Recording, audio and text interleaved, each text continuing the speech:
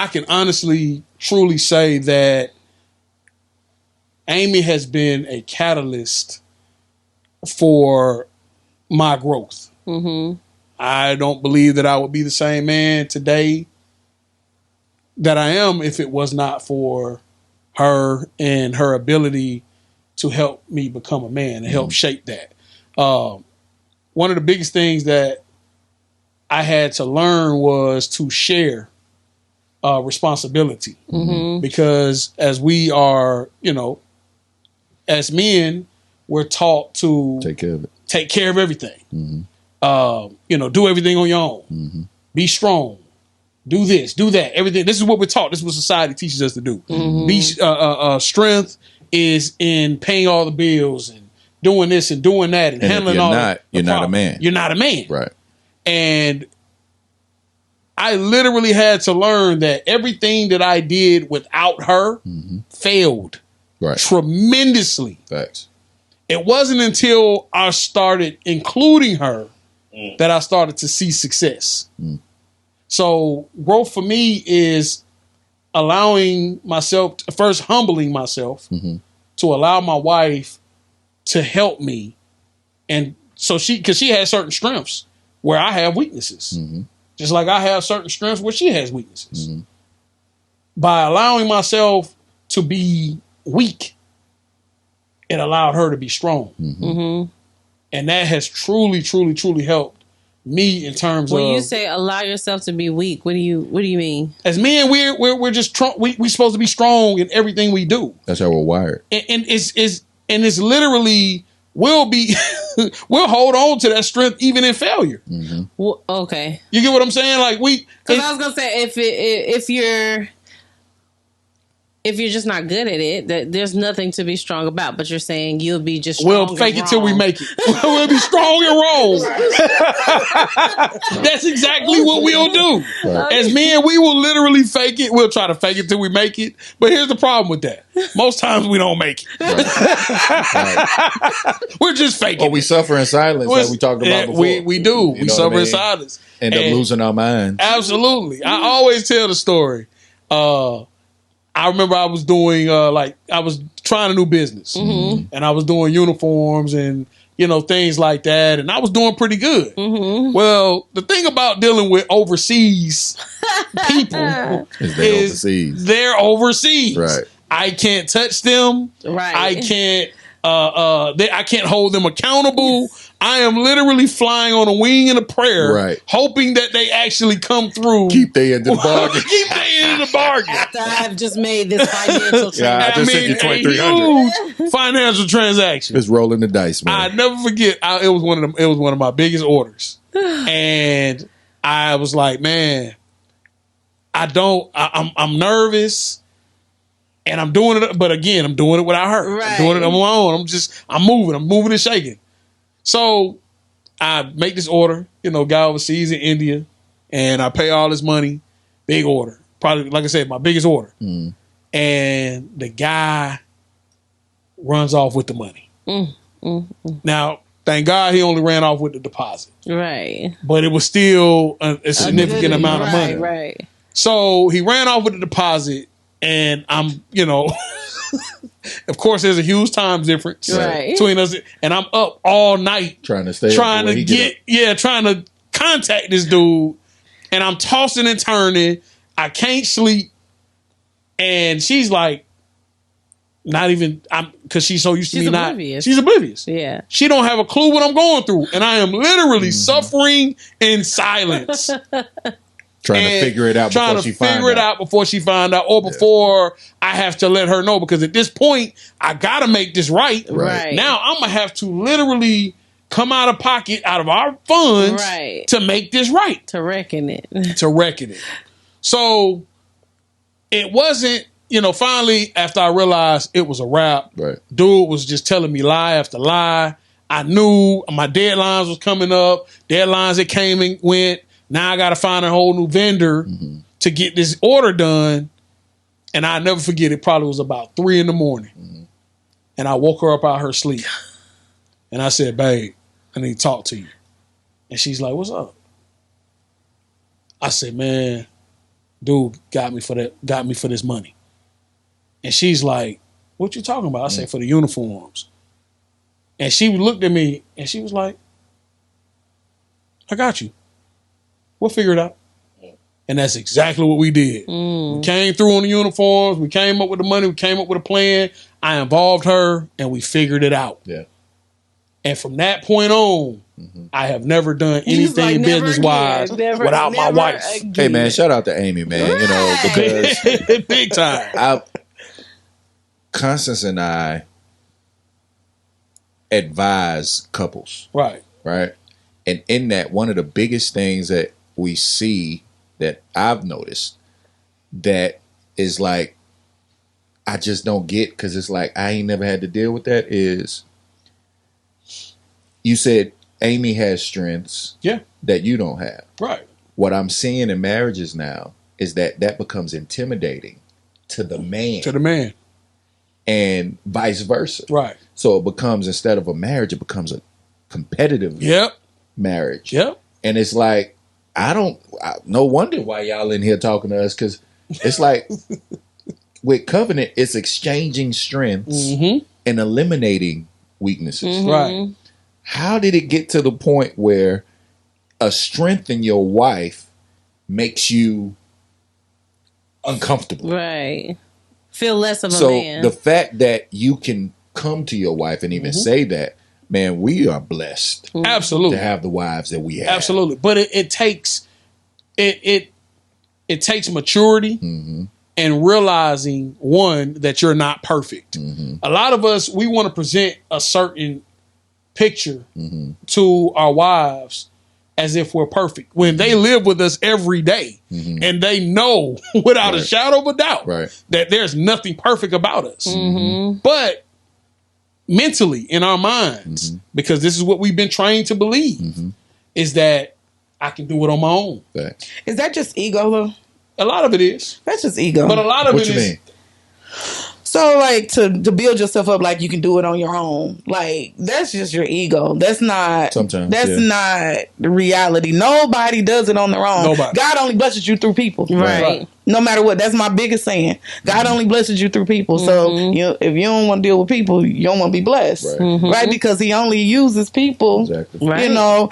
And so, even outside of a marriage, even in a friendship, a cousinship, family, it takes people. So, like, for you to think that you could do it on your own, and if anybody ever say they did it on their own, you a lie. I do not believe when people be like, I did this on my own. I did. No, you didn't. I hate when people do that. No, you didn't. Somebody helped you along the way. I came up on. I got it about the mud. And I think, like, you know, younger people need to realize, like, it takes people. It takes people. You gotta have people around you in order to help you, for you to learn. And in marriages, I don't want to owe nobody nothing. Yeah, but you they feel like they got one up on me. They got to do something. Or you just really feel some type of way to say, like, that I don't know how to do it. Right. See, my thing is, I don't mind saying I don't know how to do it, but I don't like to force people to do, like, if I know you're good at it, but I feel like you don't want to help me, my challenge is, I'm not going to bring it to you to say, because if you've already given me the vibe that you don't want to do it, I'd rather just figure it out on my own versus bringing it to you, because you already got the attitude like you don't want to do it. So that's my thing. But I don't have a problem. That don't bother me at all. I don't have a problem with it. For me, that's my biggest hang up, because I don't want people to. I want you to do it because you want to. That's right. I ask questions. You want to. I just ask a lot of questions until I get the answers that I need, and I don't care what your attitude is, because I'm selfish enough. This is my selfish. Right. I'm selfish enough to not even really realize you even have an attitude or pay attention that you are, like, irritated with me. I am so oblivious to that because I'm in my mind. Oh, you feel some type of way? It don't matter. Right. So is you gonna do it or not? So I don't even say you gonna do it. I'm just forcing them to do it. That's what I realized about myself. Right. Ask Jason. Yeah, she would do that to me in a Let's heartbeat. redirect back to the goal. Right. Like, because You can be the gatekeeper if you want to. Right. I'm gonna break that. Bam, that gate coming down when it comes to me, because I guess I'm so oblivious, and that's a character flaw. Yeah, because I'm so oblivious that you don't want to help me. Like, I don't really care. Yeah, so, like, that's really it's not even I'm oblivious. Feelings ain't got nothing to do with it. I don't care that you don't want to. So let me ask you this though. Yeah, that's my problem. Growth, were you always that way, or did you become that way? I became that way. Why? Because I wasn't getting what I wanted, and I was always on the short end of the stick. So it was impeding on your success. Yes. Yeah. So you had to. So I had to change. Do you feel like that's something that Jason helped you see or pushed you to do, or? Yes, because he doesn't like helping anybody. So Jason, can I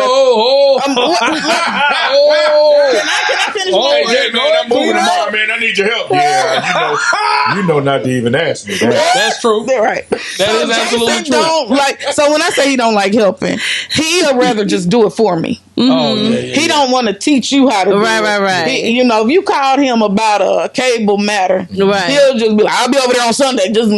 He ain't about to walk you through it, talk you through it. So he helped me because I had to get over my feelings, because I would get my feelings would get hurt, and then I'd be like, "Never mind, I don't want you to do it." But then I'm out. Then what I want done never gets done. Yeah. So, but I know her enough, and I knew her enough to know it's going to be a bad night if I don't just go ahead and help.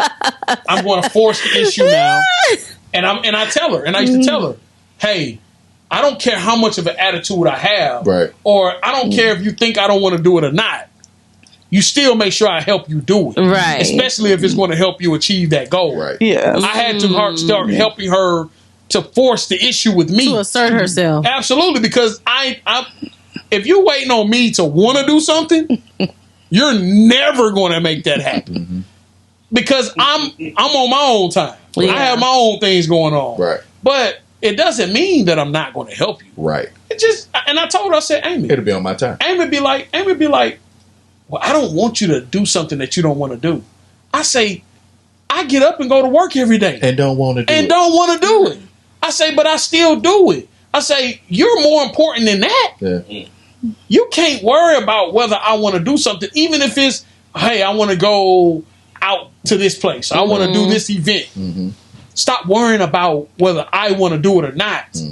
And just whether you think I'm going to enjoy myself or not, because the ultimate goal is you want to be happy. And if me being there with you to do it is going to make you happy, then I'm going to do it. But see, you even saying that promotes the growth. Absolutely. That you guys experience. And that's just super dope to me. I start thinking about, the growth we've had. I think the most recent has been when we went to Vegas.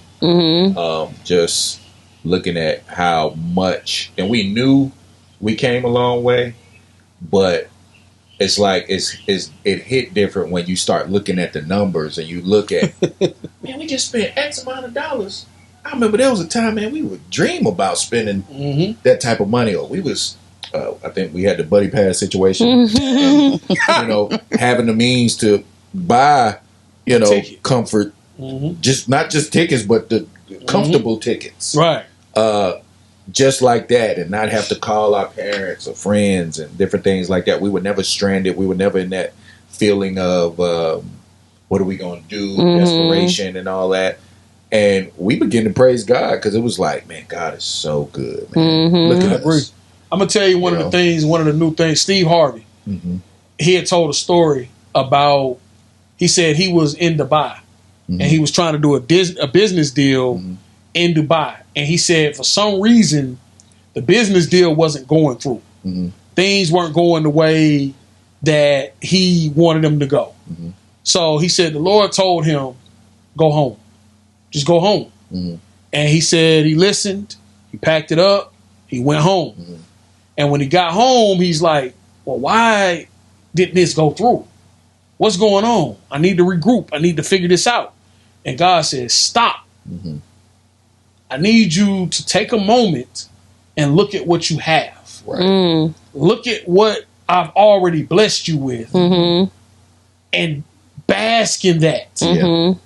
Appreciate the moment. And that's one of my new things. And look. That I told Amy the other day, I said I was walking through our house and And I literally told her this last night. We was outside chilling, just me time.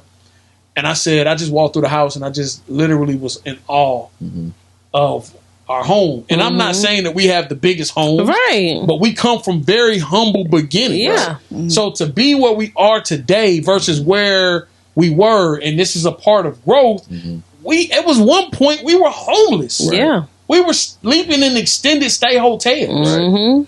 We didn't know where we were going to go. We didn't know how it was going to work out. At that point, we had to just trust God. And now it's like we got more room than we know what to do with. Right. we really do. And it's not that it was easy. It was never easy. It's not that y'all went through it all hunky-dory with no arguments, not like you're loving each other the whole time. Absolutely. You went through all of that with all of that, and you're still in these exactly. That's the part I feel like people have a hard time comprehending. I feel like marriage is a lost art, seems to be. Yeah. It's a lost art because we're taught independence. Oh. We're taught independence is the push. Is the push. Like you don't need anybody, and that's why I'm like you need somebody. Yeah. Like I'm not saying if you don't want to be married, don't get married. Right. You know, if you don't ruin like, somebody else's life. Yeah. Right. I'm just saying, but if marriage is not for you, I'm okay with that. Like I'm not pushing marriage on people, but what I am pushing is relationship. You gotta have relationship, and that's I know when we had the girls talk, and we were talking about like who taught like. Who's going to teach sexy and all that? Who's going to teach the next generation, or who's going to mentor? Because, like, the mothers of the church are a thing of the past, and even people going to church. Period is kind of numbers are dwindling. Numbers are dwindling, and like relationship is dwindling. Everything is very separate. Very you over here, I'm over here. Stay out of my way, and so. I say all that to say, like you need people, and then when you don't have people, there's no growth. Yeah. So have you ever seen a 50-something-year-old person still childish? Yeah, I don't know. Childish and mentally childish. Right. Still out there trying to bang everything, walking. Yeah, or just character flaws that you should have been able to work out before your age don't match your character flaws. Right. If you ever see that, I see it all the time. We see it, and then we like, dang, I just don't want to be that person. Well, let me ask you this: I don't want to be most that of those people are they single? Are a lot of them single? No, but they're selfish. Some of them are single. Some of them are married. The people that I know that you're describing, majority of them are single. Now, probably single for a reason. Right. But you got to realize, marriage is one of the biggest catalysts for growth. Yes. You don't have a choice but to grow up in marriage, because when you're married, you're no longer just depending. You're no longer taking care of just you. In marriage, you grow up by going down first. Absolutely, yes. That is absolutely true. You grow up. Yep. By going down, and to Amy's point, 55-year-old man, you're 55 in age, but a lot of times you can be emotionally 12. Yeah. Because you have yet to. It's what we call them unresolved issues. It's happened at 12 years old, and I never dealt with it. I swept it under the rug. That's that trauma. That's that trauma. I swept it under the rug, but just because you sweep it up under the rug, it's still in your house. So it'll come. It'll you out of sight, out of mind for a couple years, a couple seasons, a couple summers. Tripping over it. Then you get married. Yeah, and now your wife is like, you're not who you showed me in your first impression. That's right. Yeah, and now I'm starting to see the real, and you are very childish. It's not that he's childish. He's still holding on to something that happened to him when he was 12, 13 years old. You know what that remind me of? I'll never forget that day. And we were just like young grown, me and you. And we ran into that guy. I remember Aunt used to have a little bullying problem. Yes, he did. Growing up. So it was supposed to be for good reason. So he used to bully the bullies. Right. Well, this kid was not a bully. Oh, okay. Trey. This guy named Trey. That's all I remember about the name Trey. You're not supposed to say names. Well, his name was Trey. No, nobody knows. Allegedly. But allegedly. So I remember, I'll never forget, I was there when they got into it. I didn't bully this kid. Yeah, you did. First of all, he was older than me. It don't matter. He was way smaller. It was a reason why I beat him up. Okay. I didn't just start nothing. Okay, nevertheless, he got said me out like I'm bullying folks. Well, he had a little issue. He had a little issue. Probably with some trauma there too. But I'll never forget, we ran into this kid. He beat the kid up on the school bus. I'm like, wow, that shouldn't have happened, but it happened. It is what it is. Right at my bus stop. I'm about to get off. He's at the front because we got the fighting in the back, so they moved him to the front. Before I get off at the stop, he at the front. I tag him again. This was completely an annihilation. Yeah, you got the best of buddies. Yeah. So we in Blockbuster one day. You remember this back in the day when we used to have video stores. We in Blockbuster now. We adults. You're telling your age. We a whole adults now. Yeah. He runs into Trey. Trey is now a little buff, stocky, look like he got a little weight on him. And this man literally challenged Ant to a fight in Blockbuster. He wanted to get it on. Ant is like, are you serious? He's like, yeah, man, I remember you got the best. You can't do it now.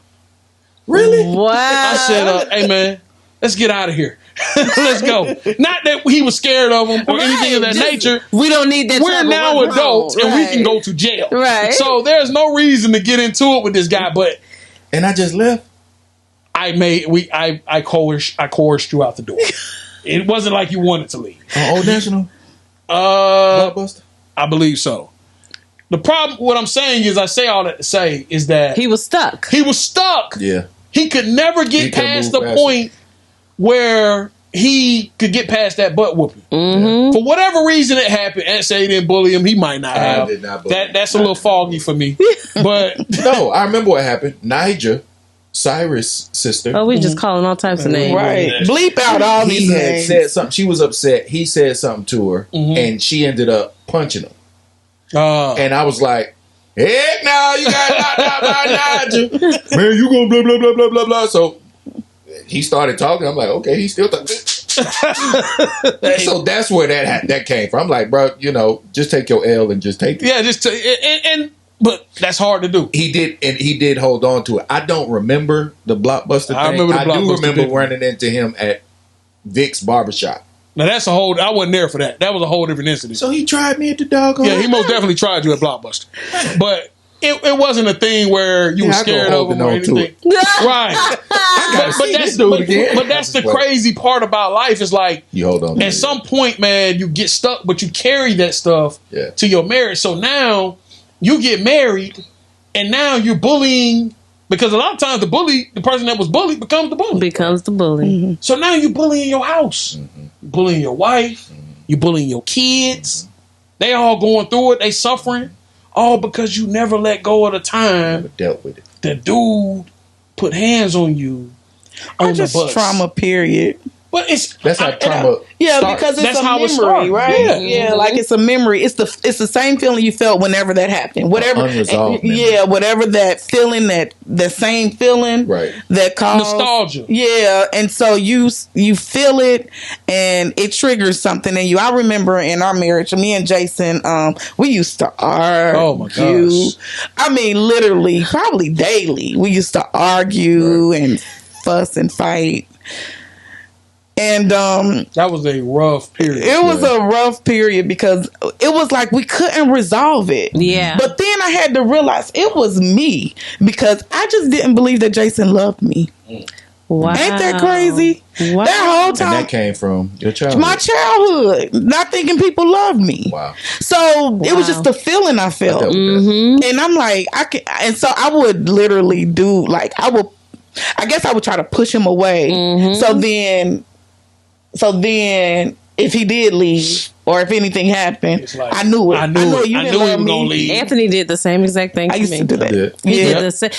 He would say to me, "You don't love me," and I look him dead in his face and say, and "Yes, I do." And it finally came out. I don't even love me. Right? You love me. Yeah. Mm-hmm. So it was. With me, when I just didn't believe that he loved me, and I don't know if I even believed that I was worthy of love at the time. And Jason genuinely loved me, like genuinely, all my mess, all my flaws. All my flaws. And one day I was like, why don't I believe that he loves me? And I had to start working on myself. That's when I started working on myself. And it was just like a conversation that I had like with God. Like it was just one night, I think Jason left that night. We got into an argument. He left. And I'm just like, why can't we get along? Because like in the beginning of our relationship, it happened so quick. Yeah. We were just like inseparable. I mean, it just happened really like overnight. Yeah. Like 6 months later, we were married. Yeah. We met one day, we were married 6 months later. Yeah. And pregnant. And pregnant. And pregnant. 20 years later. Yeah. 20 years later. Yeah. That's right. Yeah. And so I had this conversation with God, and I was just like, I'm just going to start believing what Jason say. So if he say he love me, he loves me. If he say he's going to do something, he's going to do it. Because I never trusted anybody. It wasn't just Jason. I didn't trust nobody. Right. Wasn't nobody about to get over on me. And and I just said from that day on, and then things slowly started getting better. Like as soon as I was like, you know what, I gotta believe that I'm worthy of love first. And then I had to love myself. Yeah. I had to start loving myself and loving myself in a way which required you forgiving yourself. Right, which forgiving myself, forgiving others, you know, because I would hold on to a grudge. Yeah, you want to see somebody die with a grudge? I would never talk to you and again. God is still working on her with that. No, it's not. Yes, she is. Woo, I'm not calling out no names, but Amy is. Allegedly, she's still dealing with it. Amy is the ultimate grudge holder. Listen, man, and this is the part about helping each other become better. This is it, because I always call her on it. That is not true, though. I don't know grudges. We're not gonna call out no names. But I will say, and I get it, and she might not feel like she doesn't have a grudge. Right there, it is. There it is. No. And you know what that is. You know who that is. I'll tell you off camera. So here's the thing. I ain't got no problem. This is my thing, and Amy knows this about me. If I say I forgive you, it's done. Yeah. I don't go back to it. When it's over, it's over. I've been like that my whole entire life. I don't hold on to things because it hurts me more than it hurts them. Yep. Yeah. The moment I say I forgive you and I'm still holding on to it, guess what? About it. They've already moved on. Ain't even thinking about it. Hey, I thought this was over with. And I'm still holding on to it. I can't live like that. With Amy, here's the thing. She'll say she forgive you, but then say, well, you can't come. They can't come to my house. No. Listen, if I have an event, man, I'm the same way. All is welcome. I'm like, until you show me something different. Right. Now, if you burn me again or something happens where I can't, then I'm just going to cut you off completely. It ain't even about forgiving. It's just I don't trust you. It is what it is. And it's boundaries. It's boundaries now. Right. Now, I got to set a boundary. I gave you a second chance. It is what it is. I want to be as Christ-like as possible, right? But I ain't Christ. Right. So therefore, he's still working on it. Right. You can't come back here. Right. But you had to have created that for that to happen. With her, you never getting back in the door. Right. And that's what I'm working on. That's what I'm trying to help my wife. There's no feelings, you know what I mean? Like you know, no feeling that come up when you mention that person. Mm-hmm. It's like, oh, okay, yeah, no problem. She's no longer squeezing. I'm no longer cringing by the name. So, and that is growth. That is tremendous growth. But we can't stop growing. Right. Now we got to take the next step. What's the next step? Hey, nothing. No, the next step is I made it. That's my pinnacle. I done made it. I don't feel nothing. We're going to create a whole new mountain. No, there's no mountains. That was Stone Mountain. Now we got to get to. Now we got to get to Mount Everest. Right, got to get to Mount Everest. I am good, I'm not saying that things happen overnight. What I'm saying is, in order for us to listen, we want to be blessed, right? Yeah, we are blessed. We want to, but I want to see, and this is where balance comes in. Mm-hmm. This is where she and I balance each other out. Okay. Because me and her never stop dreaming. Mm-hmm. I dream to this day. Mm-hmm. I dream. success looks different for me than it does for her. It really do. It looks totally different. Because I can, yeah. She's a simplified. I can go live in a trailer right now and never work. She'll get in a Winnebago and travel the world and be done with corporate America and all that. But I have a life bigger and better for him. Yeah. And I'm like, well, babe. And then, but here's the thing. She helps me simplify, and I help her expand. That's the balance. That's the part about helping each other grow. Because now she's like, you know what? I can see myself living in that house. You find your pace in it. There you go. You find your pace. And you help each other reach those goals. Yeah. Now we got to come up with a plan. How can we? I still want to get in that Winnebago with you, but I also still want to live in this house. Yeah. So let's do both. Let's do both. I love it. Let's balance each other out. I love it. Let's figure it out. But in order for us to reach those goals, we got to keep growing that mountain. Yeah. You can't stop at Stone Mountain. It requires commitment. It does. And I think a lot of folks nowadays, just, like Amy said, the whole independence has been taught. And I think sometimes people can go to the extreme with it. And anytime you don't have balance, it's always going to turn into like a Molotov cocktail. Yeah. You know what I'm saying? So it's like you got folks getting divorced left and right after 30, 20 years, 2 years, 1 year, 6 months. But why? Because first of all, they got married for the wrong reason. Yeah. Anytime you get married thinking that the other person is going to complete you, you are in for a rude awakening. I would advise for you to complete yourself. Please. And be whole before coming into that marriage. 20-year-olds trying to get married. You and Constance did it. Yeah, but I mean, we ain't going all in on the gory story of how it turned. Right. We got here, but man, that was a rocky road. There was some stuff, and here people are not built like y'all were built back then. Right. See, we didn't have social media. We didn't have access to the things that the rest of the world has access to now. So we had to deal with each other. That was the difference. It's like now these women got people in their DMs left and right. Right. So they see choices. They see options. Yeah. Whereas to back in the day, you had to physically meet somebody. You had to have discernment. Right. Because you walk up on this chick, you got to know in that first minute. First of all, I just map quested how to get to your doggone house. Printed it out. Followed the directions. And I'm in Clayton County and don't want to be here. Right. That's one. Two, I'm looking for the first red flag so I could get my happy behind back to College Park. Right. That's right. That's right. So it's like, man, these newbies. And I'm not, no disrespect to any of the millennials, from the boomers to the millennials. That's right. Generation Z, none of y'all. I think we all have to figure our way out. However, when it comes to marriage, coming from 19 years, coming from 20 years, don't do it for the wrong reasons. Don't do it because, my money mixed with her money will be a whole bunch of... That's the wrong reason. A horrible reason to get married. Don't find somebody that you can live with. Find somebody that you cannot live without. That's right. Constance and I work together. We live together. We do everything together. She can be across in the other building and I be in another building. I'd be like, hey, come over here real quick. Let me see. That's real. That's real. Let me see. See what? You know what I want to see. Anthony, there's cameras in here. I know where all the cameras at. Go over there. Yeah. It could be 2 minutes.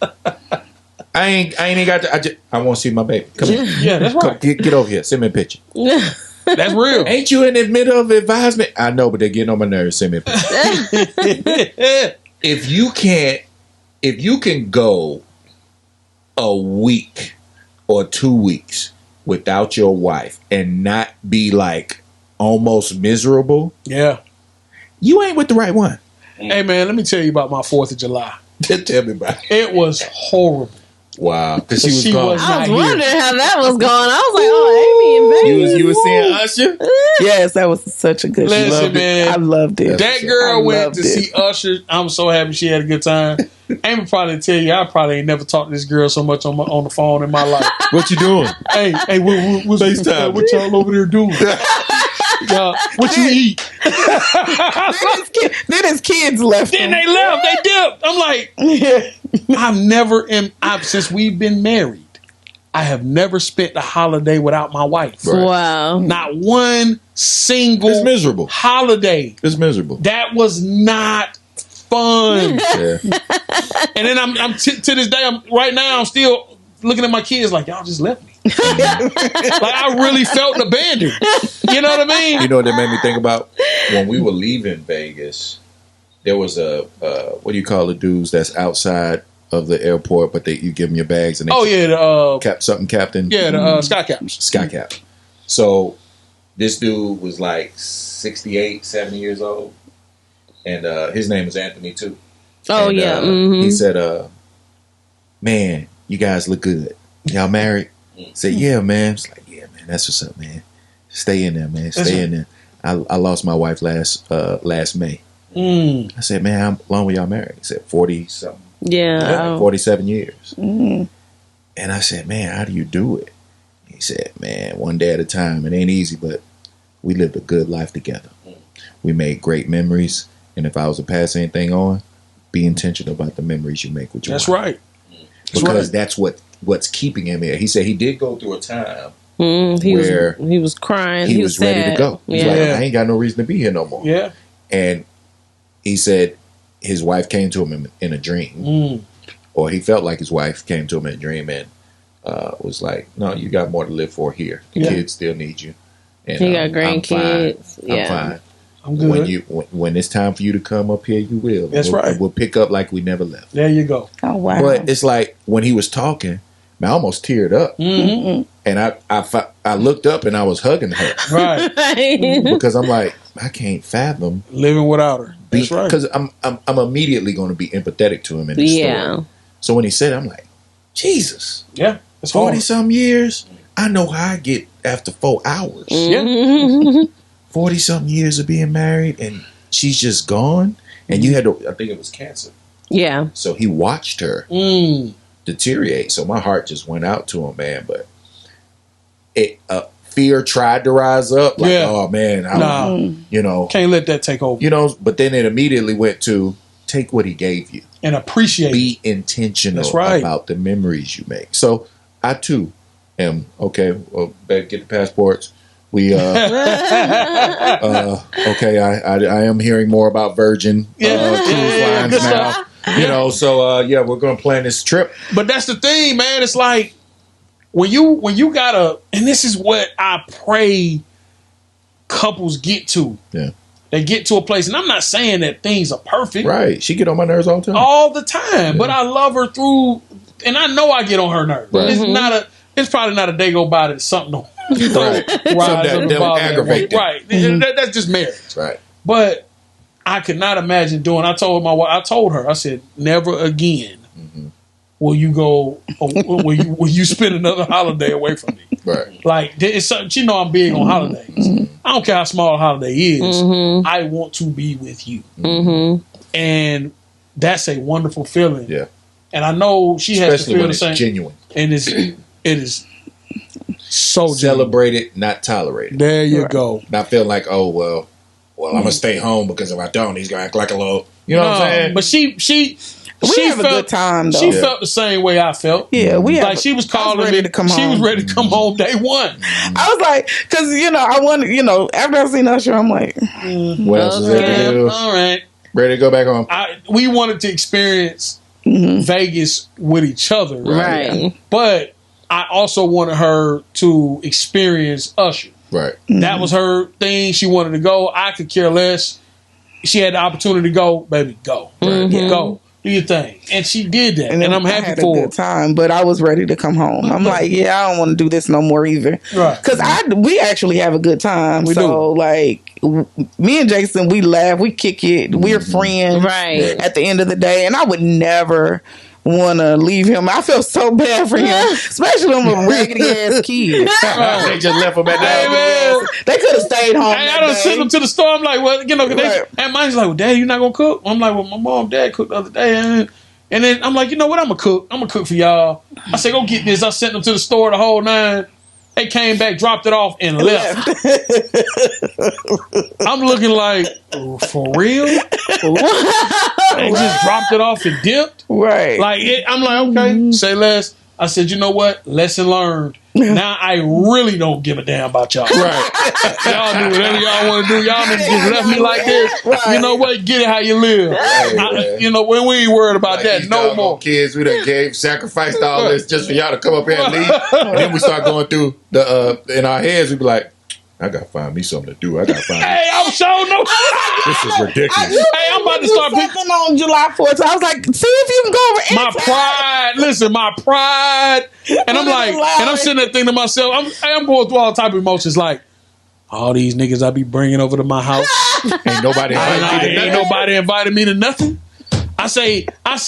And I realize, I'm like, everybody probably used to you having. They are. Right. My house is the house. We always got something. I definitely ain't get invited nowhere. We did, and that's sad. For doing the party. We did it, but it was on a Tuesday too, though. It don't matter. It don't matter. You right? No excuses. People are used to you having a lot of people. It's like I'm sure he's gonna have a heap of people. I told Anthony I didn't want to do nothing because we had our so much going on. Built for my type of fireworks. Yeah.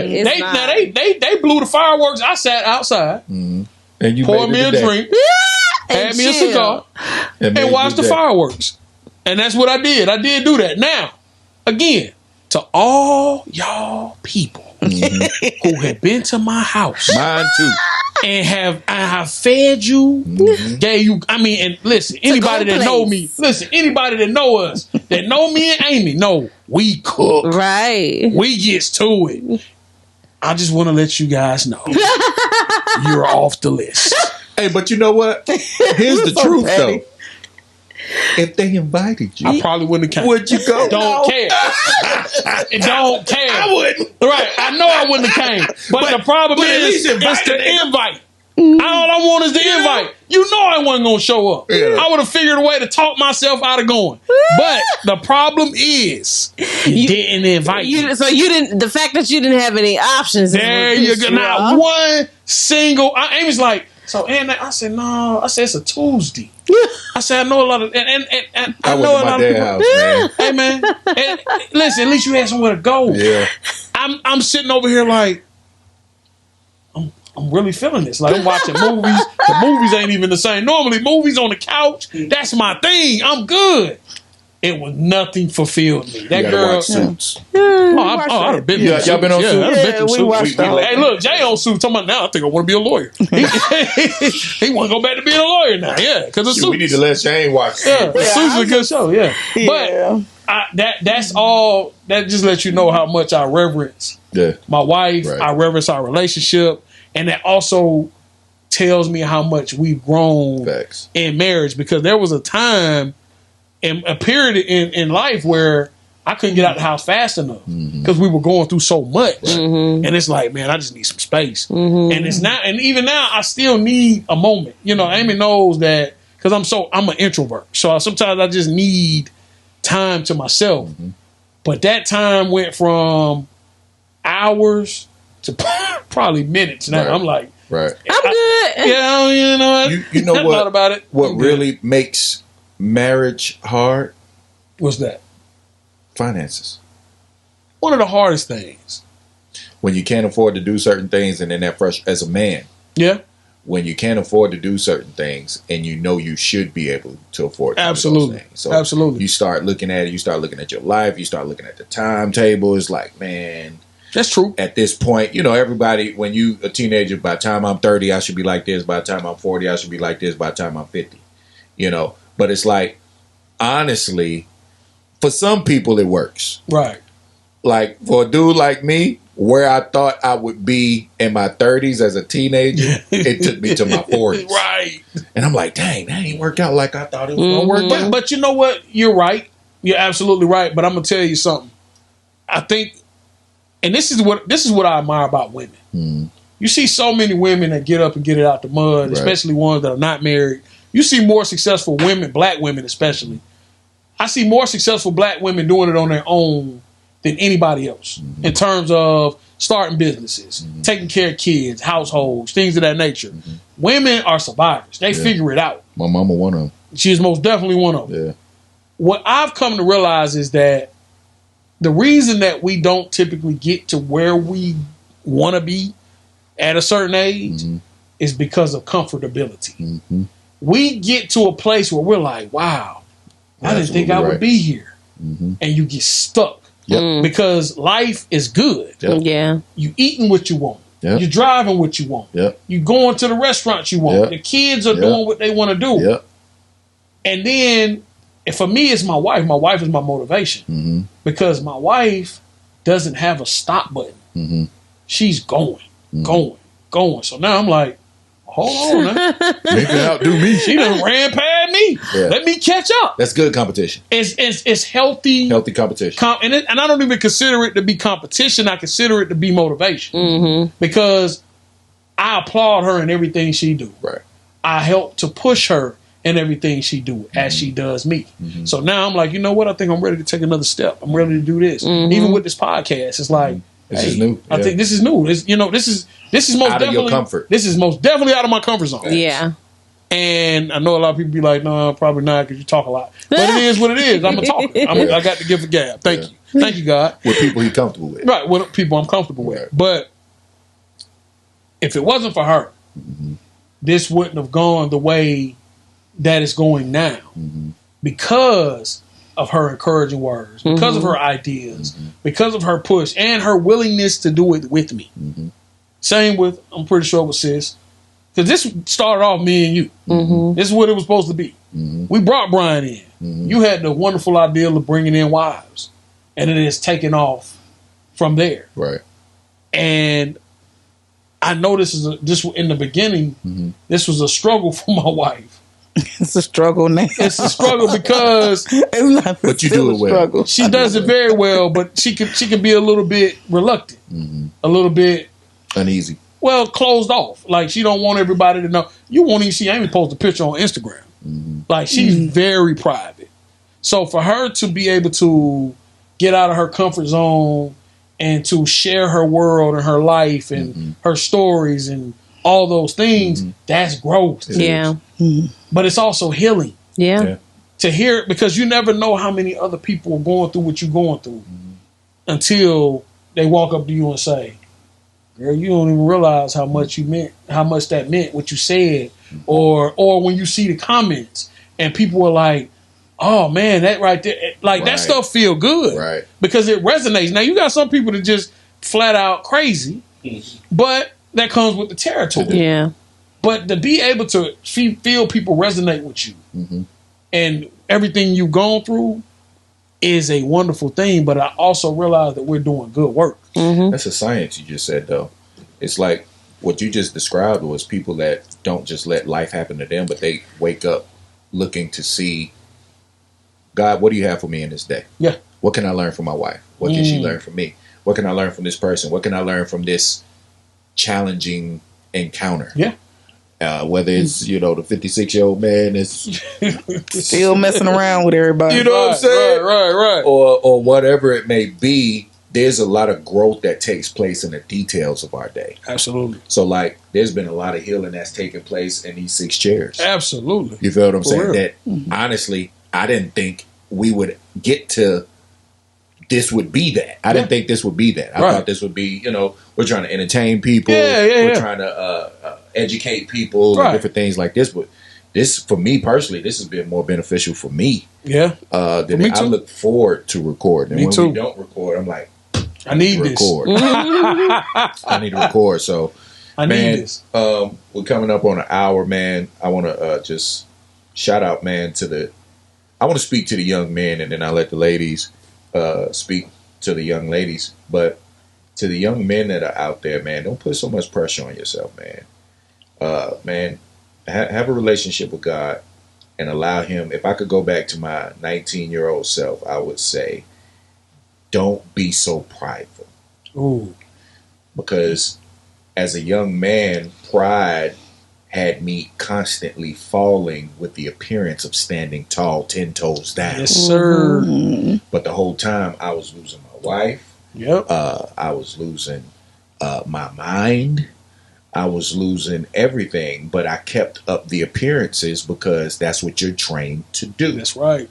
You know, so be easier on yourself. Trust God. Build your relationship with God. And that relationship will teach you how to build a relationship with your wife. That's right. The Bible says, he that findeth the wife findeth a good thing. You're going to find what you need.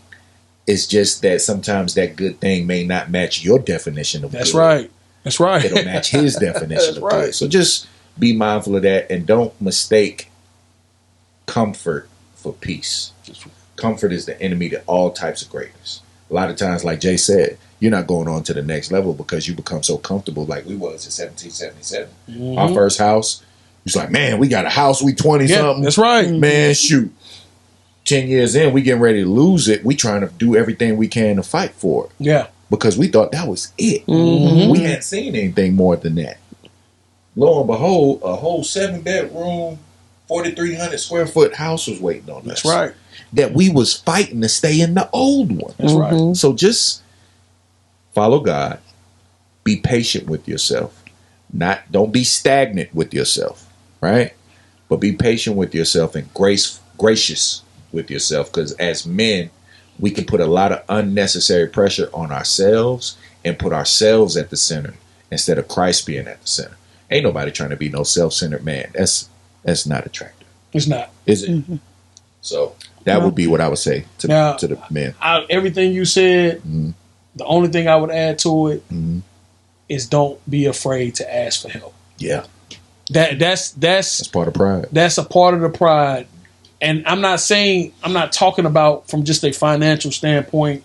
I'm talking about from advice. Emotionally. Seek your elders. Seek your fathers, your uncles, the people that have been and stop seeking advice from people who have never gone through what you're trying to get through. Yeah. Come on. That's the most important part.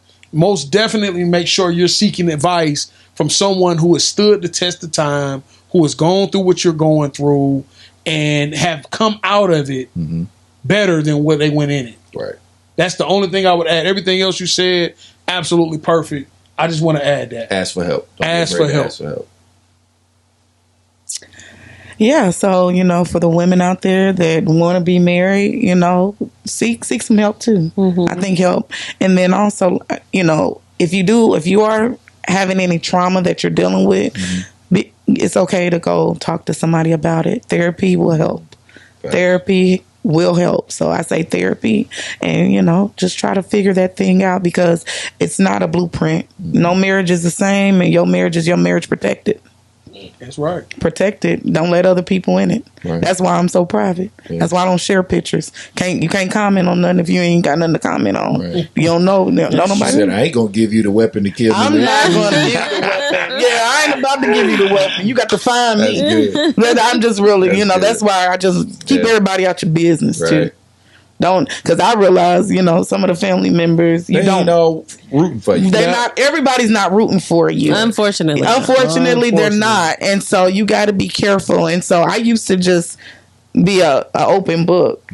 And that's why I'm so private now, because I used to be an open book, and come to find out people were not rooting for me that I thought were rooting for me.